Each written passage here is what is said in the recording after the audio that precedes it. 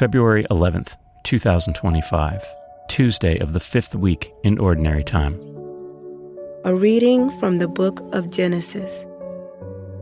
God said, "Let the water teem with an abundance of living creatures, and on the earth let birds fly beneath the dome of the sky."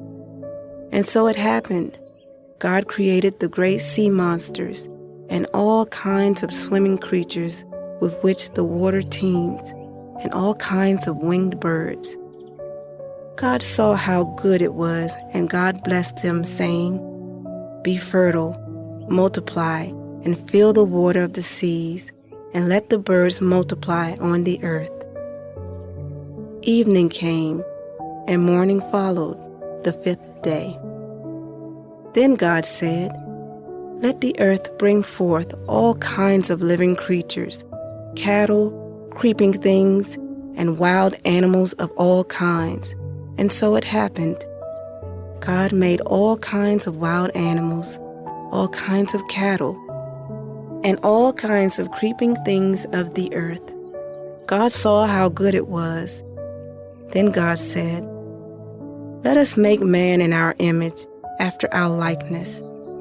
Let them have dominion over the fish of the sea, the birds of the air, and the cattle, and over all the wild animals, and all the creatures that crawl on the ground." God created man in his image. In the divine image he created him. Male and female he created them. God blessed them, saying, "Be fertile and multiply, fill the earth and subdue it. Have dominion over the fish of the sea, the birds of the air, and all the living things that move on the earth." God also said, "See, I give you every seed-bearing plant all over the earth, and every tree that has seed-bearing fruit on it to be your food, and to all the animals of the land, all the birds of the air, and all the living creatures that crawl on the ground, I give all the green plants for food."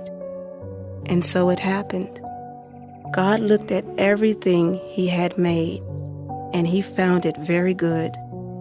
Evening came, and morning followed, the 6th day. Thus the heavens and the earth and all their array were completed.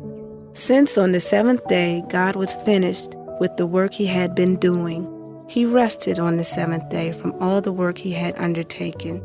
So God blessed the 7th day and made it holy, because on it he rested from all the work he had done in creation.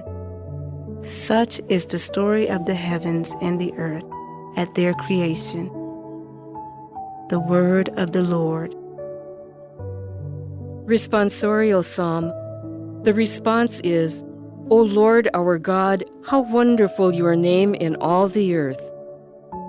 When I behold your heavens, the work of your fingers, the moon and the stars which you set in place, what is man that you should be mindful of him, or the Son of Man that you should care for him?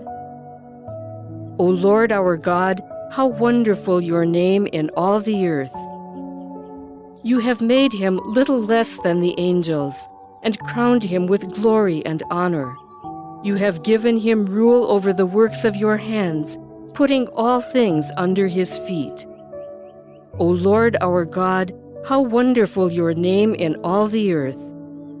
All sheep and oxen, yes, and the beasts of the field, the birds of the air, the fishes of the sea, and whatever swims the paths of the seas. O Lord our God, how wonderful your name in all the earth." A reading from the Holy Gospel according to Mark. When the Pharisees, with some scribes who had come from Jerusalem, gathered around Jesus, they observed that some of his disciples ate their meals with unclean, that is, unwashed hands. For the Pharisees, and in fact all Jews, do not eat without carefully washing their hands, keeping the tradition of the elders. And on coming from the marketplace, they do not eat without purifying themselves. And there are many other things that they have traditionally observed. The purification of cups and jugs and kettles and beds. So the Pharisees and scribes questioned him, "Why do your disciples not follow the tradition of the elders, but instead eat a meal with unclean hands?" He responded, "Well did Isaiah prophesy about you hypocrites, as it is written, 'This people honors me with their lips, but their hearts are far from me. In vain do they worship me, teaching as doctrines human precepts.' You disregard God's commandment, but cling to human tradition." He went on to say, "How well you have set aside the commandment of God in order to uphold your tradition. For Moses said, 'Honor your father and your mother,' and whoever curses father or mother shall die.